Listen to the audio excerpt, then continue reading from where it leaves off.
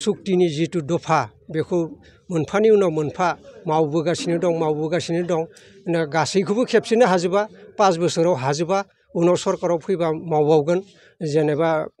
बहुदखौनो मोजां मावनाय नुदों हमनानै ला आं गोबां बोसोर एनडिपिआव दंमोन आंनि लोगोफोरा माखासे जेलाव दंमोन बेखौबो कयजनमान फाइनान्सियेलि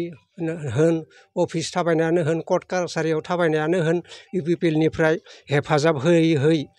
थाखा फैसायानो जा मानसि थांनानै जा माखासे जेलाव थानायखौ बख'नायखौ आं नुनो मोनबाय बेनिखायनो आरो बिथांमोननि आदर्शखौ मोजां मोननानै आङो इउपिपिएलआव आफादाव दिनै जइन जाफैनाय जाबाय आङो दिनै दा 12टा बाजिबाय समा बेनि सिगाङाव आं एपिबिनि कक्लाबारि ब्लक समितिनि नेहाथारिमोन गाहाय नेहाथारि बेनिफ्राय माखासे उसुबिदा नुजानायनि थाखाय उसुबिदाया बेनो जोंनि माबानि गेजेराव एपिबिनि गेजेराव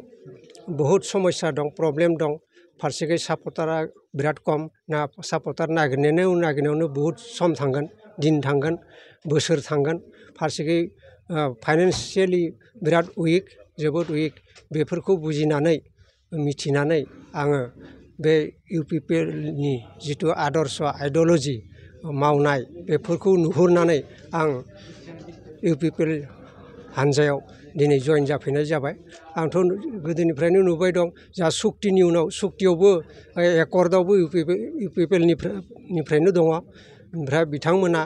सुक्तिनि जिथु दफा बेखौ मोनफानि उनाव मोनफा मावबोगासिनो दं गासैखौबो खेबसेनो हाजोबा 5 बोसोराव हाजोबा उनाव सरकाराव फैबा मावबावगोन जेनेबा बहुदखौनो मोजां मावनाय नुदों हमनानै ला आं गोबां बोसोर एनडिपिआव दंमोन आंनि लोगोफोरा माखासे जेलाव दंमोन बेखौबो कयजनमान फाइनान्सियेलि होन अफिस थाबायनायानो होन कर्ट कासारियाव थाबायनायानो होन इउपिपिएलनिफ्राय हेफाजाब होयै थाखा फैसायानो जा मानसि थांनानै जा माखासे जेलाव थानायखौ बख'नायखौ आं नुनो मोनबाय बेनिखायनो आरो बिथांमोननि आदर्शखौ मोजां मोननानै आङो इउपिपिएलआव आफादाव दिनै जइन जाफैनाय जाबाय दिनै जोङो कक्लाबारि ब्लक कमिटि आंथ' हारसिङैनो कक्लाबारि ब्लक कमिटिनि जेनेरेल सेक्रेटारि आंजों लोगोसे दङ भाइस प्रेसिडेन्ट बिथां जारिमिन आरो बिदिनो मेम्बार्सफोर दङ जों गासै 11 जन दिनै इउपिपिएलआव जइन जाफैबाय माबायदि हाबा मावलांनो ओंखारबोदों नोंथांमोना जोङो बिबानखौ मोनलागि दामोन एज ए मेम्बार हिसाबै जों जेरै सुबिदा जायो बिदिनो इउपिपिएलनि जानानै खामानि मावलांगोन आरो रायजो राजानि मोजांनि थाखाय खामानि मावलांगोन होननानै जों आवगायबोदों